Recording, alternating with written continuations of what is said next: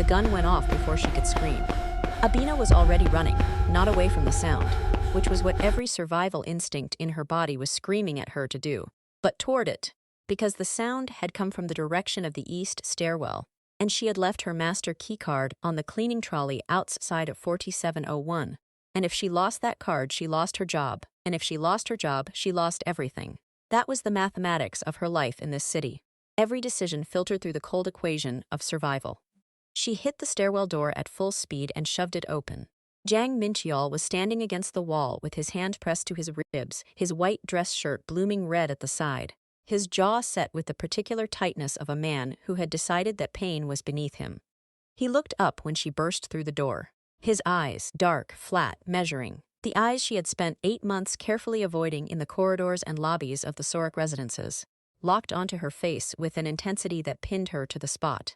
She had cleaned his penthouse 43 times, she had counted.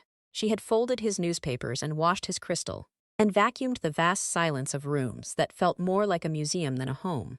She had seen evidence of his power everywhere.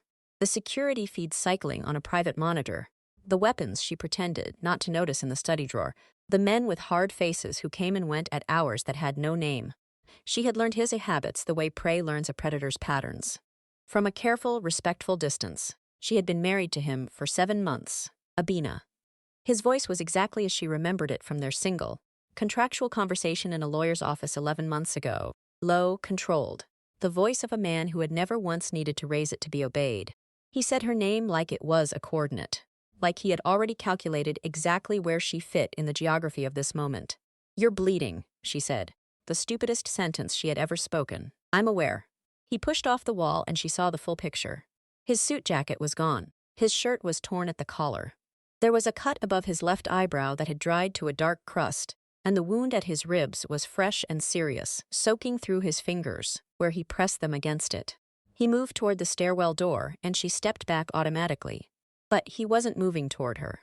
He was checking the small, reinforced window, scanning the corridor beyond with the practiced calm of a man who had done this before.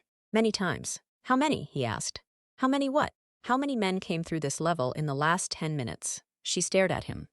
I don't know. I heard voices near the freight elevator. 3, maybe 4. They weren't staff." Something shifted in his expression. Just barely. A recalibration. "They'll sweep this level next." He turned and looked at her. And in that look was a question he didn't ask out loud because Jang Mincheol did not ask for things. He waited for the world to offer them. But the world tonight had stopped offering him anything. She thought about the 7 months. The penthouse suite she had been given in the East Wing, separated from his quarters by 2 locked doors and a silence so thick it had its own weight. The monthly transfer to her Ghanaian account that arrived on the 1st of every month, without a message, without acknowledgement, without any indication that he remembered she existed. The single breakfast they had shared by accident in the first week. She had come into the kitchen not knowing he would be there, and he had looked up from his coffee, looked at her for exactly 2 seconds, and then looked back at his phone without a word. 7 months of being furniture with a name. She had 14 days left on their contract. 14 days until the visa extension was secured, the debt to her uncle fully repaid, and the quiet, clean exit she had been planning since the day she signed her name beside his in that lawyer's office. 14 days until she could breathe again. She looked at him bleeding in a stairwell and made the worst decision of her life. "Follow me," she said. She took him through the sub-basement laundry level, which she knew better than anyone because it was where she ate her lunch every day. Sitting on an overturned crate beside industrial dryers that hummed like living things, eating jollof rice from a flask her neighbor Mrs. Park made for her every morning without being asked. The laundry level had a back exit that opened onto a service alley running behind the Sorak's east face. The security cameras there had been broken for 3 weeks. She had reported it twice. Nobody had fixed it. She knew this building the way it didn't know itself. She pressed her back against the alley wall and looked at him. He was keeping pace, which impressed her more than she wanted to admit. He was bleeding steadily and moving like a man who had decided the bleeding was an administrative inconvenience. He scanned both ends of the alley before his eyes came back to her. "Where are we going?" he asked. "Gale Dong," she said. "I kept my old apartment, the one I had before." She stopped. "Before I installed you in the Sorak," he finished. No apology in his voice, just the clean acknowledgement of a fact. "Yes," she said, "before that." He nodded once. They moved. The bus ride was 22 minutes of the most excruciating silence Abena had ever experienced. She sat beside him. There were no other seats. The late bus was packed with night shift workers and students, and a grandmother with a cart of vegetables, and felt the heat radiating from his body, like a banked fire. He had taken off his ruined shirt in the alley, wearing only the white undershirt beneath it, and she had used the outer shirt to bind his ribs tightly enough to slow the bleeding. He had not flinched, not once. He had watched her hands work with that same flat, analytical gaze and said nothing. The other passengers gave him space instinctively. Even in an undershirt, even bleeding, even stripped of every marker of his power, something about Jang Mincheol communicated danger the way a downed electrical wire communicates danger. Not loudly, but with an unmistakable, primal clarity. People looked at him once and then very carefully looked away. She looked at her hands in her lap and tried not to think about what she had just done. She had walked out of the Sorak with the head of the Haeron Syndicate bleeding through an improvised bandage. Made from a Tom Ford dress shirt, she had made herself complicit. She had 14 days left and she had just burned them. Her apartment was on the 3rd floor of a walk-up in Gyeoldong that smelled, permanently and comfortingly, of her neighbor's cooking and old wood, and the particular dampness of a building that had survived 40 Korean winters. The stairwell light was broken on the 2nd landing. She climbed it from memory, her keys already out, and got the door open on the first try, which felt like a minor miracle, given that her hands had not entirely stopped shaking since the stairwell. She turned on the lamp, not the overhead light, the lamp, which was warmer, and turned around. He was standing in her doorway, his hand braced against the frame, taking in the room with that slow, cataloging gaze. She watched him see it, the 2 rooms. The second-hand shelves packed with books she had carried from Johannesburg and added to in Seoul. The photograph of her mother and grandmother on the wall above the small table. The single thriving plant on the windowsill, a peace lily that had survived every neglect she had subjected it to, which felt meaningful in ways she didn't examine. The kitchen that was barely a kitchen, with its 2-burner stove and the spice rack she had built herself from a YouTube tutorial because she couldn't afford to buy one. He stepped inside. He was too large for the room, not just physically, though he was tall, broad-shouldered, built in the way of men who had been dangerous since long before they were adults, but in some quality of presence that the room had never been designed to contain. He set the 2 things he had taken from his pockets onto her kitchen table. A phone, cracked screen, she noticed, another detail from whatever had happened tonight, and a flat, matte black card that she recognized as a high-security access credential. He looked at her. "You should know what you've done," he said. "I know what I've done," she said, which was a lie. She knew the surface of what she'd done. She did not yet know the depth. "My brother made his move tonight. Every account is frozen. The penthouse is sealed under new authorization. I have," he stopped, looked at the cracked phone. "I have nothing." She had never heard him use that word before. She was not entirely sure he had ever used it before. "You have a sofa," she said, "and I have a first aid kit under the sink. Sit down before you fall down, Mincheol." It was the first time she had used his name, without the formal address, without the careful distance she had maintained for 7 months. Just his name, plain and direct, the way she talked to people she was not afraid of. He looked at her for a long moment. Then, with the careful, deliberate movement of a man unaccustomed to accepting anything from anyone, he sat down. She cleaned and dressed the wound properly. It was deep but had missed anything vital, which she assessed with the brisk practicality of a woman who had grown up watching her grandmother treat everything from machete cuts to snake bites with the same calm efficiency. He watched her work without speaking. The silence between them was different from the silence of the Sorak. That silence had been distance. This one was something else. Proximity without armor. "How did you know about the laundry exit?" he asked, when she was wrapping the last of the bandage. "I eat my lunch there," she said. "Every day?" "Every day for 8 months." He was quiet for a moment. "I didn't know that." "You didn't know a lot of things," she said, not unkindly. She tied off the bandage and sat back on her heels, looking up at him. "You didn't know my schedule, or which floor I was assigned to, or that I speak 4 languages, or that I have a master's degree in public health from Wits University, that I cannot use in this country because my credentials are not recognized." She paused. "You knew my name because it was on the marriage certificate." He held her gaze. Something moved in the depths of his eyes. Not guilt. Exactly. Something older and less comfortable than guilt. "The contract was clear," he said. "The contract was clear," she agreed. "I'm not accusing you of anything. I'm just telling you what you didn't know." She stood, gathering the bloodied gauze into a neat pile. I'll make tea. You should stay off that side for a few hours. She was at the stove when he spoke again, his voice quieter than before. Abena. She turned. Why didn't you walk away? He asked. In the stairwell, you could have left. Nothing in our arrangement required you to. He stopped, looked at his hands. Why? She thought about it honestly, the way her grandmother had taught her to think about hard questions, without flinching, without dressing them in easier clothes. Because you said my name, she said finally. In the stairwell, you looked at me and you said my name, and it was the first time in 7 months that you'd spoken to me like I was a person in the room. She turned back to the stove. I think I'd been waiting for that longer than I realized. The kettle began to hiss. Outside, the first snow of December tapped quietly against the window of her small, warm, insufficient apartment. He didn't answer. But when she brought him the tea, he wrapped both hands around the mug, and the careful, armored stillness of his face shifted. Just fractionally, just enough, into something that looked almost like a man beginning, very slowly, to thaw. She told herself it meant nothing. She was already lying to herself.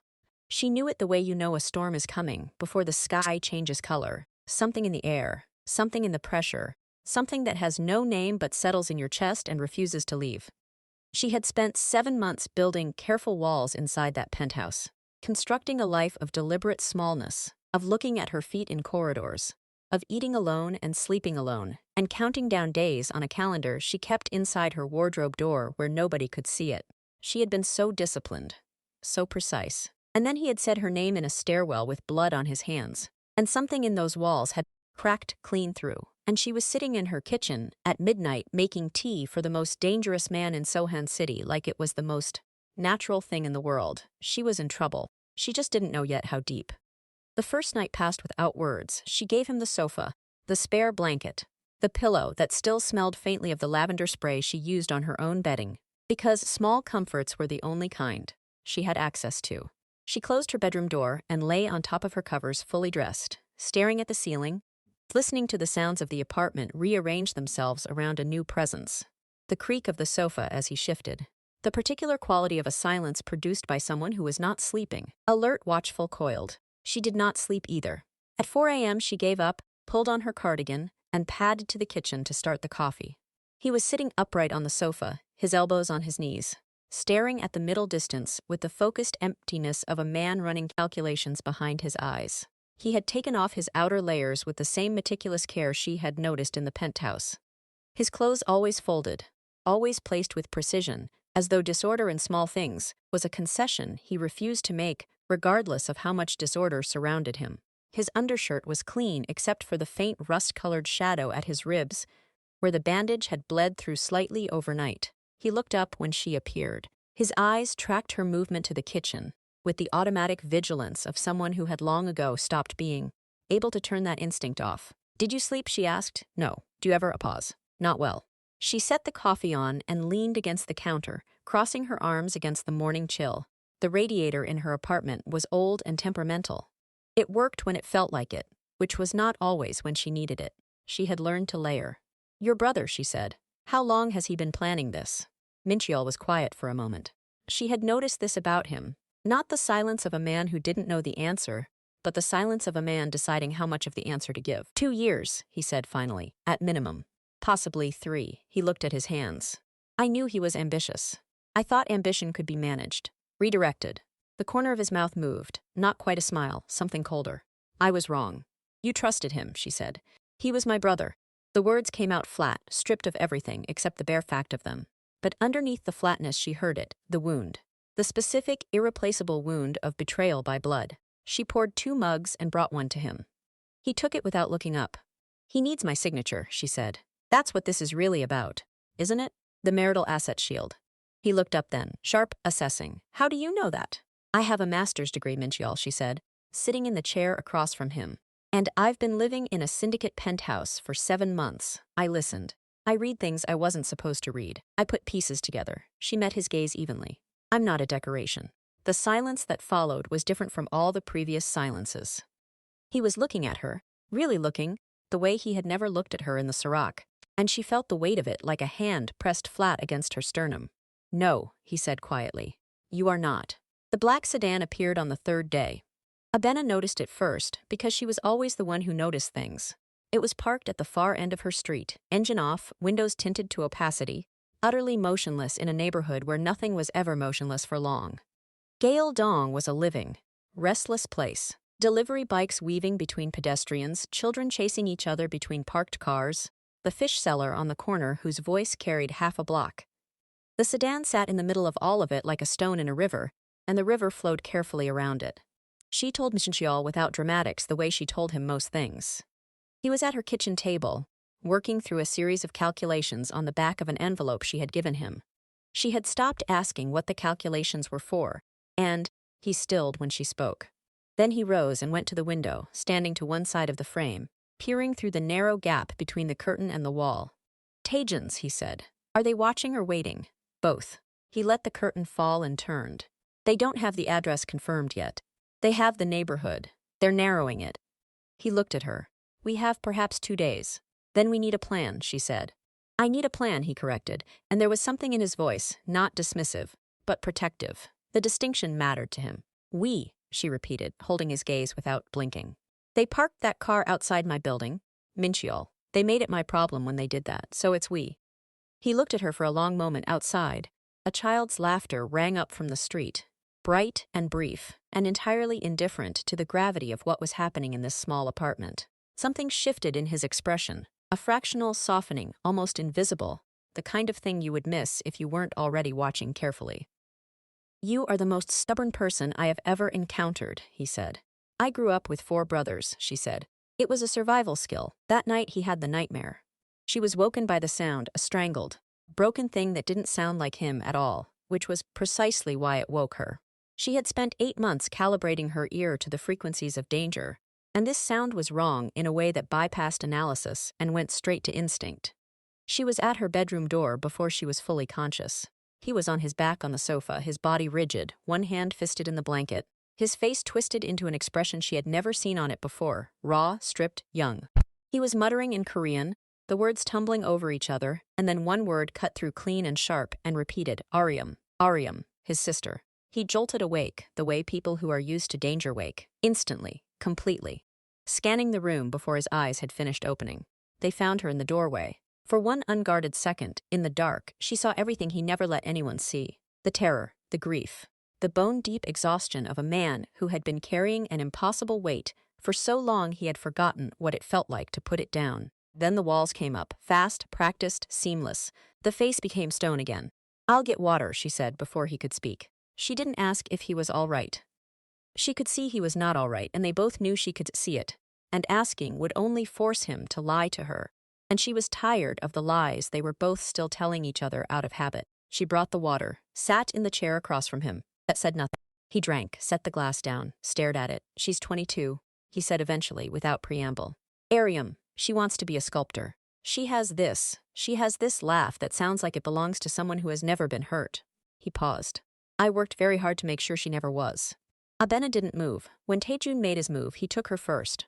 Before the accounts, before the council, before any of it, he knew she was the only leverage that would make me stand down without a fight. His jaw tightened. He was right. You surrendered your empire to protect her, Abena said softly. I surrendered my empire and it wasn't enough, he said. He still hunts me. He wants me dead, not just gone. A deposed king can always return, a dead one cannot. He looked up at her, and his eyes were filled with something so heavy, she felt the weight of it from across the room. Every day I am alive is another day she is his hostage. The apartment was very quiet. The radiator ticked. Somewhere below, a door closed. Then we get her back, Abena said. Before we do anything else, we get Ariam back. He stared at her. You don't understand what you're saying. I understand exactly what I'm saying. She leaned forward, her elbows on her knees, her voice steady. I understand that your brother is using your love for her to keep you paralyzed. And I understand that as long as she is in his hands, you cannot think clearly, you cannot move freely, and he knows it. She held his gaze. Tell me everything. Not the version you've decided is safe to tell me everything. The silence stretched. She watched him weigh it. The lifetime of self-sufficiency since the present reality of having nothing left to protect with it. Then he started talking. He talked for 2 hours. She listened the way her grandmother had taught her to listen, without interrupting, without flinching, without the kind of performative empathy that is really just impatience dressed in a concerned expression. She listened with her whole body, and she let everything he said land and settle before she spoke. The Haeron Syndicate had been built by his father over 30 years from nothing. From a single money-lending operation in old Seohan into a network that touched shipping, construction, private security, and a dozen legitimate businesses that served as both income and cover. His father had been ruthless but principled in the specific, self-defined way of men who build empires. There were rules, and the rules were kept. And that consistency had bought the Syndicate a stability that pure brutality never could. Mincheol had inherited not just the organization but the philosophy. He ran it the way his father had taught him, through loyalty earned, not fear extracted. Taejun had never believed in that philosophy. Taejun believed in efficiency, in outcomes, in the clean arithmetic of power. You have it or you don't, and sentiment is just another word for weakness. The older captains, Mincheol said, the ones who served my father, they are uneasy with him. Taejun rules through fear, and they are men who were built for something else. But unease is not the same as action. They will not move against him without proof that he has violated the Syndicate's code. He paused. There is proof. He has been running a side arrangement with a Taiwanese faction, diverting Syndicate resources, skimming from operations that belong to the whole organization. I knew it was happening. I was building the evidence before he moved against me. His mouth pressed into a hard line. He moved first. The evidence, Abena said. Where is it? A ledger. Physical. He doesn't trust digital records, which is the one intelligent thing about him. It is in the safe in the penthouse study. He looked at her. My old penthouse, which is now a fortress. Abena was quiet for a moment. Then she reached into the pocket of her cardigan and set something on the coffee table between them. A small white plastic card. Her Sorek Residence's housekeeping master card. I was supposed to surrender this on my last day, she said. I forgot. He looked at the card. Then at her. Something moved across his face, slow dawning the specific expression of a man whose calculus has just been fundamentally revised. The lobby guards would stop you, he said. I wouldn't use the lobby, she said. I'd use the service entrance, sub-basement level, same as the night we left. The MasterCard opens the service elevator. The service elevator goes to every floor, including the penthouse. The security cameras. There is a man, she said. Mr. Oh Chang-sik. He managed the building service systems for 20 years before your brother had him dismissed. He knows every override code in that building's infrastructure. I used to bring him his afternoon tea on the rooftop. He loved ginger biscuits, and he always bowed when he talked about your father. She paused. He was loyal to your father, Mincheol, which means he is loyal to you. The silence in the room was absolute. He was staring at her with an expression she had never seen on his face before, had never expected to see on his face. It was not gratitude, exactly. It was something more unsettling than gratitude. It was the look of a man who has operated alone for so long that the experience of being genuinely seen, of having someone pay attention on his behalf without being asked or paid, has become indistinguishable from shock. You noticed all of this, he said. Not a question. I told you, she said quietly. I'm not a decoration. He exhaled, a long, slow breath that seemed to release something he had been holding for days. He looked at the MasterCard on the table. Then he reached out and picked it up, turning it over in his fingers. When he looked back at her, something in his face had changed. The walls were still there. They would probably always be there. But there was a door in them now that hadn't existed before. There is one more thing we need, he said. We need to find Mr. O. I know where he lives, she said. He looked at her for a long moment. And for the first time since the stairwell, since the blood and the cold and the mathematics of survival that had brought them to this small, warm room, the corner of his mouth moved. Not a smile, not quite, but the ghost of one. The suggestion that somewhere beneath the stone and the silence and the weight of everything he carried, there was a man who knew how to smile.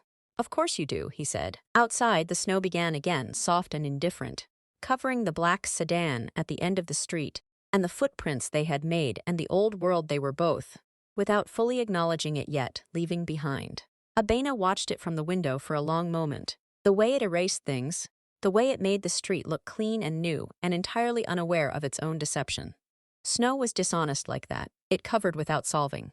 It made ruins look like landscapes. She turned from the window and found him watching her. We should sleep, she said. We move tomorrow. He nodded.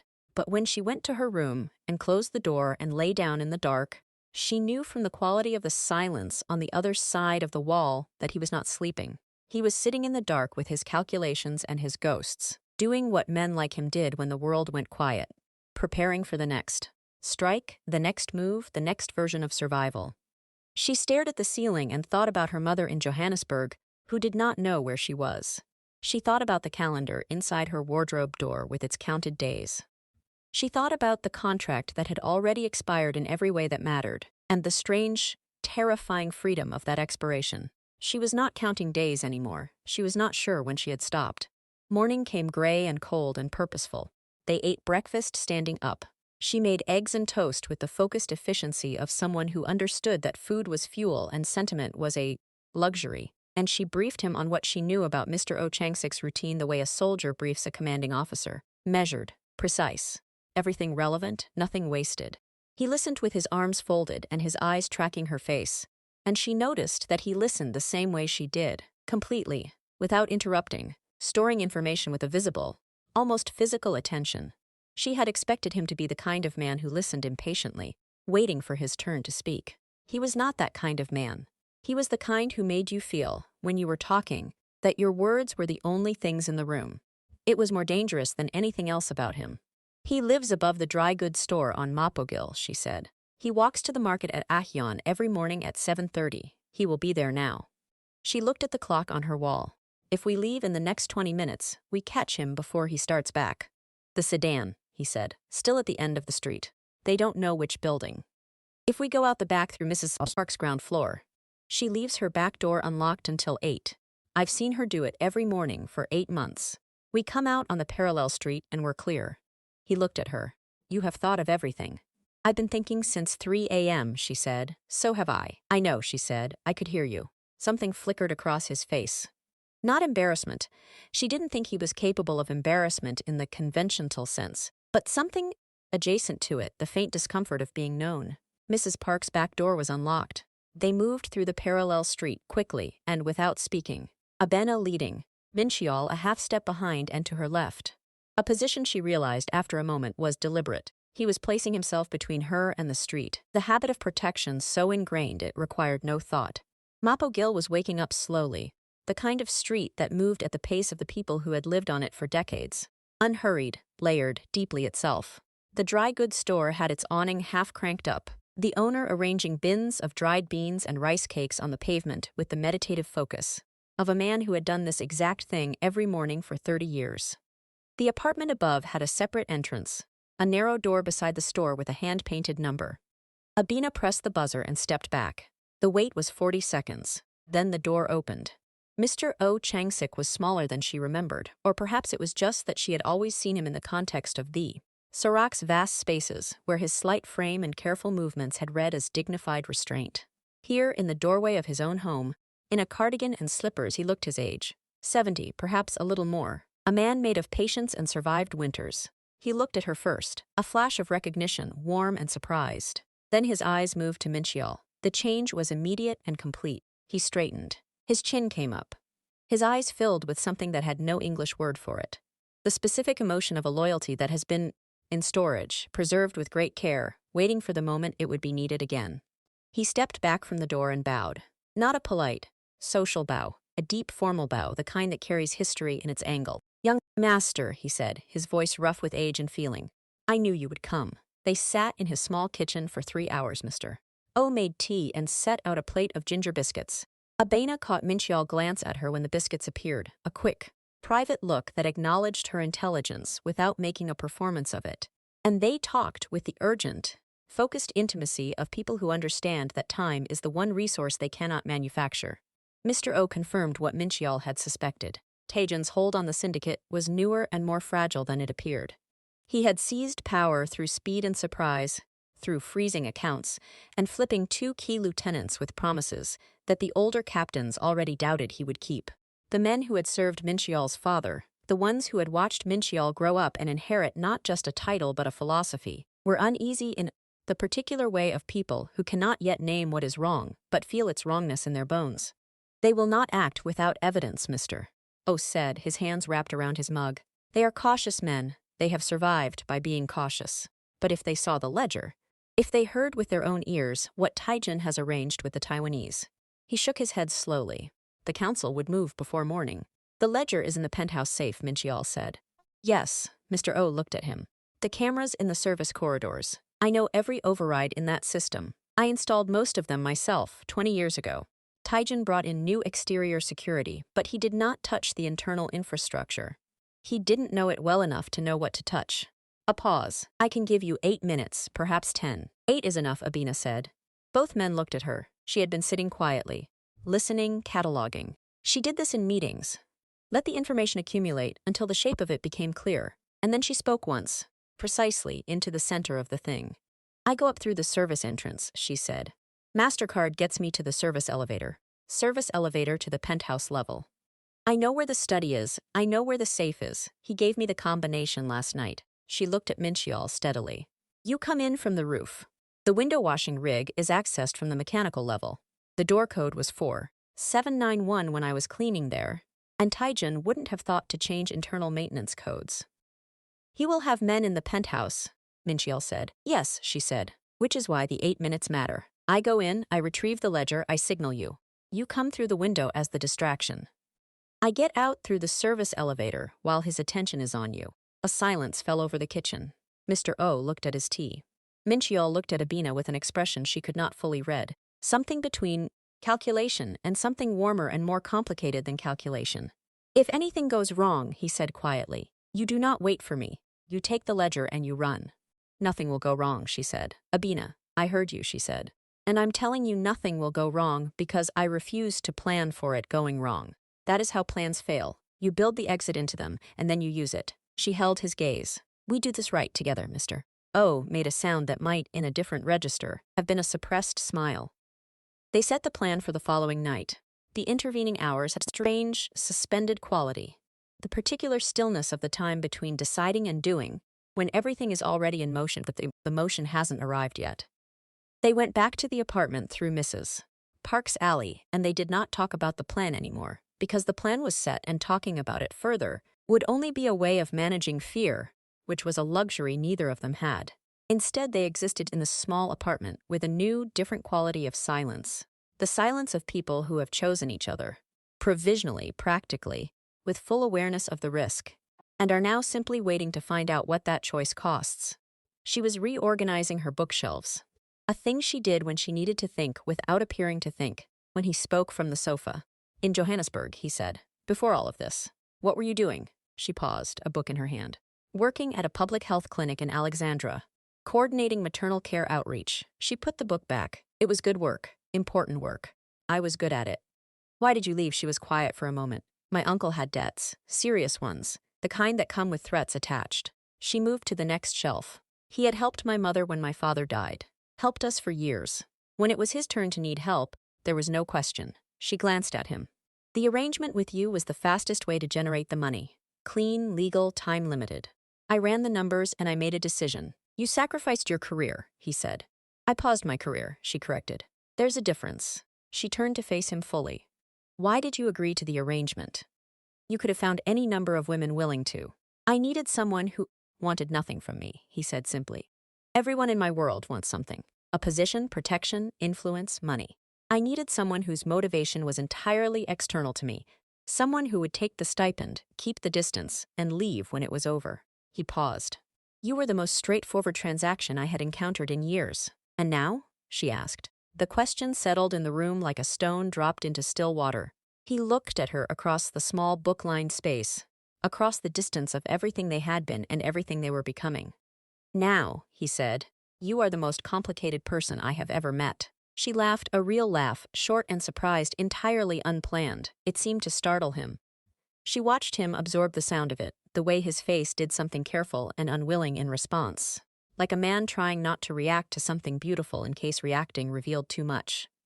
Come and sit down, she said, sitting on the floor with her back against the bookshelf, because the floor was the only neutral territory in the apartment. Not her chair, not his sofa, just the floor between them. Tell me something that has nothing to do with your brother or the syndicate or the plan. He looked at the floor. Then, with the deliberate, slightly awkward movement of a man performing an action that was foreign to him, he came and sat beside her. Not close. There was a careful foot of space between them, but beside her. On the floor, in his undershirt, with a bandage at his ribs and a cracked phone in his pocket and an empire in ruins. My father used to make jjajangmyeon every Sunday, he said, after a moment. He was a terrible cook. Everything else he delegated. But Sunday noodles he made himself, and they were always slightly wrong. too salty, or the sauce too thin. We ate them every week without complaint because the making of them was the point, not the eating. She looked at him. He was staring at the middle distance, his voice quieter than she had ever heard it. After he died, he said, I tried to make them once. I followed his recipe exactly. They tasted perfect. He paused. I threw them away. They didn't taste right because they tasted right. The apartment was very quiet. My grandmother made groundnut soup every Friday, Abena said softly. She died when I was 19. I have made that soup 100 times. I will never make it the way she did. And I have stopped trying, because trying feels like grief and I would rather just. She stopped. I would rather just make my version and let hers be hers. He turned his head and looked at her, properly, the way he had been not quite looking at her for days. The careful avoidance of a man who knows that looking directly at something will change it. We are similar, he said, as though the discovery surprised him. In the ways that matter, she said. The space between them on the floor felt different now. Still there, still a careful foot of apartment tiles and deliberate distance, but charged with something that had not been there before. The specific electricity of two people who have stopped pretending not to feel what they feel and have not yet decided what to do about it. He reached out slowly, with the unhurried deliberateness of a man who moved through everything with absolute intention. And his hand came to rest over hers on the floor. Not grasping, not pulling, just resting. A point of contact so simple it should have meant nothing. It meant everything. She did not move her hand. They sat like that in the quiet apartment while the snow fell outside. And the black sedan sat at the end of the street and somewhere across the city. His sister waited, and his empire waited, and the reckoning waited. Patient and inevitable, for the morning to come. She could feel his pulse through his palm, steady, slower than she expected. He leaned forward, and she held very still. Her breath caught and pressed his forehead gently to her temple. Not a kiss, something more interior than a kiss. A surrender of a specific and irreplaceable kind. His eyes were closed. She could feel the warmth of his breath against her cheek. When this is over, he said, his voice barely above a whisper, rough with something unguarded and real. I would like to know who you are, all of it. Not the contract version, not the maid, not the woman who saved me in a stairwell. He exhaled. She closed her eyes. When this is over, she said, ask me properly. They stayed like that until the radiator ticked back to life and the room filled with its unreliable warmth. Two people on the floor of a small apartment, forehead to temple, hands overlapping, suspended in the last quiet moment before everything changed. Tomorrow, they would walk back into the fire. Tonight, for the first time in longer than either of them could remember, neither of them was alone. Please, if you have gotten this far, comment where you're watching this from and subscribe to support the channel. Deliberate attention, storing the warmth of his forehead against her temple, the weight of his hand over hers, the particular quality of his breathing when he was not performing stillness, but simply existing in it. She did not know what waited on the other side of tomorrow. She knew only that this moment was real, was hers, and that she would carry it into whatever came next like a stone in her pocket. Something solid to press her thumb against when everything else became uncertain. She did not sleep deeply that night. But she slept, and in the morning she was ready. The day of the plan moved the way days of consequence always move. Too fast in the hours you want to hold, and too slow in the ones you want to be done with. They went over the details twice, not because either of them had forgotten anything, but because the repetition was its own kind of steadying, a ritual of preparation that gave the hands something to do while the mind made its final peace with the risk. Mr. O called at noon on the burner phone they had purchased with the last of the cash from Mincheol's wallet. His voice was calm, precise, stripped of everything except information. The building's service corridor cameras would go dark at 11:45 p.m. He could hold the override for 10 minutes, no more. The mechanical level door code had not been changed. He had confirmed it through a contact, still working building maintenance, who owed him a debt older than Taejun's ambition. The window washing rig was operational, accessed from a rooftop hatch on the building's north face. The guards rotate at midnight, Mr. O said. There is a 4-minute gap in coverage during the rotation. If you are not in position before that gap, wait for the next rotation at 2 a.m. Do not improvise. Understood, Mincheol said, and young master. A pause waited with something that didn't need to be named. Your father built that building. He knew every corner of it. So do you. Remember that tonight. Mincheol was quiet for a moment. Thank you, old friend. He ended the call and set the burner phone on the table. Abena was watching him from across the kitchen. He looked up and met her eyes, and she saw it. The thing he kept banked and controlled and out of sight, burning steadily behind the stone of his expression. not fear. Something more precise than fear. The focused, concentrated intensity of a man who has decided that failure is not a variable he is willing to carry. Eat something, she said. You won't feel like it, but eat. He sat down and ate without argument. She took that as a good sign. They left the apartment at 11 p.m. through Mrs. Park's back exit for the last time, moving through the parallel street in the particular darkness of a city that never fully sleeps. The sodium glow of streetlights. The distant bass pulse of a bar 2 blocks over, a taxi cutting the corner too fast. Abena was in her old uniform, dark blue dress, white apron, the laminated name tag she had kept clipped to the inside of her coat pocket for 8 months out of a habit she had never examined. She put it on now and felt the strange doubling of it. The woman she had been in that uniform and the woman she was tonight. Wearing it like armor into a battle that woman could never have imagined. Mincheol was in dark clothing. A black jacket from her neighbor's son that was slightly too short in the arms, which was the only indication that he was not entirely in his element.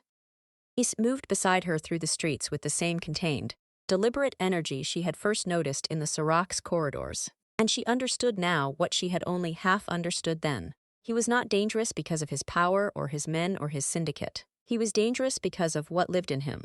The absolute, undeviating will of a man who had decided long ago that he would not be broken by anything the world threw at him.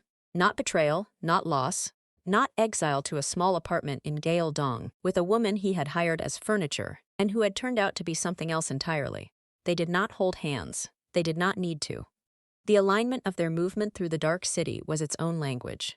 The Sorak residences rose against the night sky, all glass and cold light, indifferent and magnificent.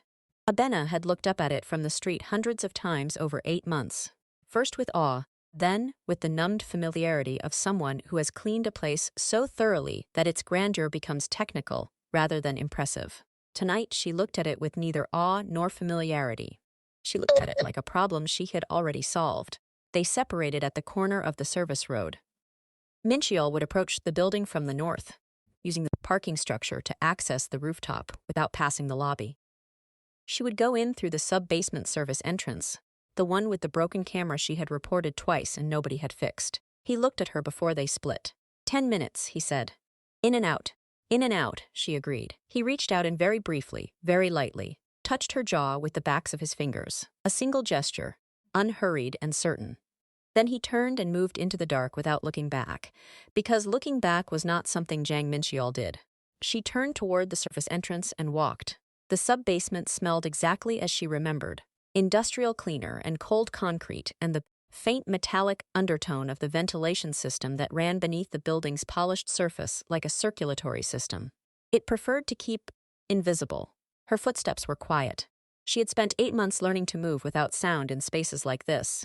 The professional invisibility of service staff that buildings depended on and never acknowledged. She swiped the MasterCard at the service elevator panel. The green light blinked. The doors opened. She stepped inside and pressed the button for the penthouse level. And as the elevator began to rise, she pressed her back against the wall and breathed with the deliberate, measured rhythm she had learned from her grandmother. 4 counts in, 4 counts hold, 4 counts out. The technique her grandmother had used for everything from difficult patients to genuine emergencies. You are not afraid, her grandmother's voice said in her memory. You are prepared. Those are different things. The elevator stopped. The doors opened onto the penthouse service corridor, a narrow utilitarian space that ran behind the penthouse's main rooms, accessible only to staff and entirely invisible to the people who lived in the luxury on the other side of its walls. She had cleaned this corridor. She knew which floorboard creaked 3 steps from the service entrance to the main kitchen. She stepped over it without thinking. The study was at the far end of the penthouse. She moved through the service corridor and then through the kitchen, empty, dark, the surfaces gleaming with the obsessive cleanliness of a room that was cleaned daily and used rarely, and into the main hallway. Every room she passed was a room she had cleaned 43 times. She knew the distance between each door. She knew where the floor transitioned from marble to hardwood. She knew it all in her muscles and her feet, the embodied knowledge of someone who had paid attention when no one was watching. She reached the study. The abstract painting was where Mincheol had described it. She lifted it carefully from its hook and set it against the wall. The safe was set into the plaster behind it, matte gray and impassive. She entered the combination he had given her, slow, deliberate, each number pressed with absolute certainty. The tumblers fell, the door swung open, the ledger was there, worn leather cover, slightly thicker than she had imagined, the weight of it in her hands, carrying the specific gravity of evidence, of truth that had been hidden and was now, finally, held by someone who knew what to do with it. She tucked it under her arm and turned toward the door. The private elevator chimed. She froze. The sound was unmistakable, the soft musical tone of the penthouse's main elevator arriving at the top floor. Not the service elevator. The private one. The one that opened directly into the penthouse foyer. The one that meant whoever was arriving had not used the lobby, had not used the stairs, had come from somewhere else in the building with direct access. She had 4 seconds to think. She used all of them. She stepped behind the study door, pressing herself flat against the wall in the narrow space between the door and the bookshelf. The ledger held tight against her chest and she stopped breathing. The study door swung open. Jang Taejun stepped into the room. He was younger than she had expected, younger looking than Mincheol, his face smoother, his build leaner, dressed in a suit that was almost identical to the ones his brother wore, as though proximity to the aesthetic might transfer some of the authority.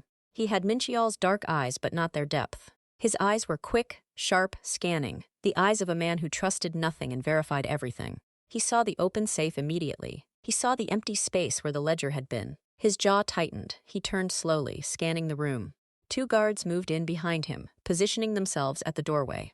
Taejun took 3 steps into the room, his gaze moving methodically across every surface, every shadow. It stopped on her.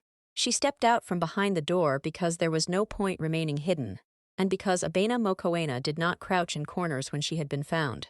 Taejun looked at her for a long moment. Then his expression resolved into something that was almost amused. The cold, contemptuous amusement of a man who has never once considered a woman in a housekeeper's uniform a genuine threat. "The maid," he said. His Korean was faster than Mincheol's, sharper at the edges. "My brother always had a weakness for sentiment." He looked at the ledger under her arm. "Put it down." "No," she said, his eyes narrowed. He had not expected that. "You are alone," he said. "My brother is not coming. We identified the window washing rig 2 days ago. We have men on the roof. Whatever plan you came here with." He spread his hands. "It ends here." Abena looked at him. She thought about the forehead against her temple. She thought about hands overlapping on an apartment floor. She thought about a man who had given up an empire to keep his sister safe and had not once asked for anything in return. She reached into her apron pocket and pressed the call button on the burner phone, which was already dialed to Mr. O's number, which was already patched on open line to the secure channel connecting the Syndicate's elder captains. Every word Taejun had just said was now being heard by the men whose loyalty he needed most. "Say that again," she said quietly. "About the rig.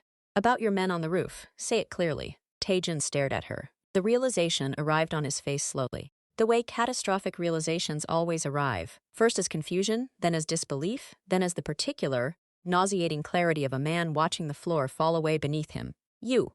The window exploded inward. Mincheol had not used the rig. He had found a different way. A maintenance cradle on the building's east face, older than the rig, overlooked in Taejun's security sweep. Because Taejun had not grown up in this building the way Mincheol had. He had not known every corner of it. He had not known the cradle existed. His father had shown it to him when he was 12 years old. He dropped into the room in a cascade of shattered glass and cold night air, landing in a low crouch, the gun from the motel steady in his hand. He rose slowly, his eyes moving first to Abena, a single comprehensive assessment that confirmed she was unhurt, and then to his brother. The guards reached for their weapons. Mincheol moved through them with a terrifying, efficient grace that had no wasted gesture in it, the trained violence of a man for whom this language was native. 2 precise strikes, 2 pressure points, and both men were down before either had cleared their holster. Then there were only the brothers. Taejun still had his weapon. He raised it now, his hand steady, his face a mask of furious composure. "You should have stayed gone," he said. "You should have left her out of it," Mincheol said. His voice was deadly calm, the calm of deep water. "Ariam, you used her to stop me once, that was the last time. You gave up everything for a maid," Taejun said, his eyes cutting to Abena with a contempt so reflexive it was almost thoughtless. The great Jang Mincheol, brought down by sentiment. "Look at her," Mincheol said. Taejun blinked. "Look at her," Mincheol said again, his voice dropping lower. "She walked into this penthouse alone. She opened the safe. She retrieved the ledger. She activated the line to the Elder Council so that every word you just said about your arrangements with the Taiwanese is now part of the official record." He took 1 step forward.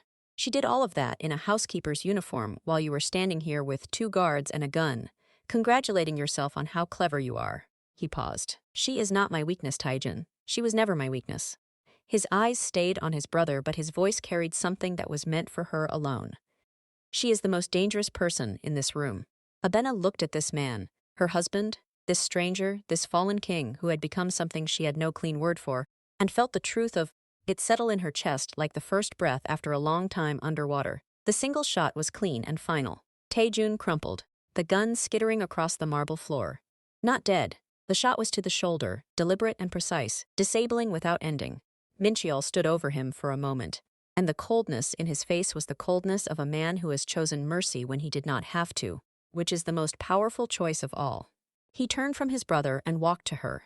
He stopped in front of her, close enough that she could see the cut above his eyebrow that had reopened, close enough to see the fine tremor in his hands that he was controlling through sheer will. He reached out and took the ledger from her arms, but he did not step back. He stayed where he was, looking at her face with an intensity that she had learned by now was not calculation. It was the way he looked at the few things in his life that mattered. Mr. O's voice came through the burner phone, thin and crackling with barely contained satisfaction. The Elder Council has heard enough. They are moving. Arium is already being retrieved from the 18th floor. A pause. It is done, young master. Mincheol closed his eyes briefly. When he opened them, something had shifted in their depths. The specific, profound exhale of a man setting down a weight he has carried so long the absence of it is its own kind of vertigo. The sirens began in the distance. Another world, finding its way to them slowly. He led her to the shattered window, the city spreading below them in its vast, indifferent brilliance. 1,000,000 lights burning in 1,000,000 windows. All those lives proceeding in their ordinary, extraordinary courses, entirely unaware that 2 people stood above it all in a room full of broken glass, having just walked through the fire and come out the other side. The snow had stopped. The sky was clearing. The first hard stars of a soul winter appeared above the skyline, sharp and permanent. He stood beside her. Not behind her, not above her. Beside her. His shoulder almost touching hers, both of them looking out at the city that was his, and the world that was hers, and the vast unknown territory that existed at the intersection of the two. Your contract, he said. Axbergst, she said. Yes, he was quiet for a moment. I find myself in need of a new arrangement. What kind of arrangement? He turned to look at her, and his face in the starlight was the face she had first seen on marble steps in the snow, stripped of everything except the truth of him. No mask, no stone, just the man. He said, if you'll have it, if you'll have me. Not the contract version. I have nothing to offer you from that version. No stipend, no penthouse, no clean and time-limited transaction. He paused, and she watched him do the thing that did not come naturally to him. The thing that cost him most. Ask. I am asking for something I have no right to ask for. I am asking for more time, your time freely given. She looked at him for a long moment. She thought about the calendar inside her wardrobe door, the counted days, the careful, defensive arithmetic of a life built around not needing anyone. She thought about groundnut soup that could never taste exactly right, and the freedom of making your own version and letting the original be what it was, irreplaceable, beloved past. She thought about a man on a sofa who could not sleep, a man who said her name like it was a coordinate, a man who pressed his forehead to her temple in a kitchen at 3 a.m. and told her he wanted to know her. All of it. You'll have to learn to cook, she said. I'm not doing all of it myself. Something broke open in his face. The smile arrived slowly, the way dawn arrives, not all at once, but building, spreading, transforming everything it touched. It was the first real smile she had seen from him, unhurried and unguarded and entirely, devastatingly his. I'll learn, he said. She turned back to the window. After a moment, she felt his hand find hers in the dark, not over it this time, but interlaced with it, fingers fitting between fingers. A grip that was both an anchor and a question and an answer all at once. Below them, the city burned with its 1,000,000 ordinary lights. Somewhere in the building, his sister was being brought home. Somewhere, the Elder Council was reordering the world he had been born into. Somewhere, Mrs. Park was leaving her back door unlocked, and Mr. O was putting the kettle on, and the dry goods store on Mapogil was preparing to open for another morning. The world was proceeding. And Abena Mokoena, who had come to this city with a debt to repay and a calendar to count down and absolutely no intention of staying a single day longer than necessary, looked out at the vast, complicated, dangerous, luminous life that was opening before her. She tightened her grip on his hand. She was not leaving. She was exactly where she was supposed to be. She was home.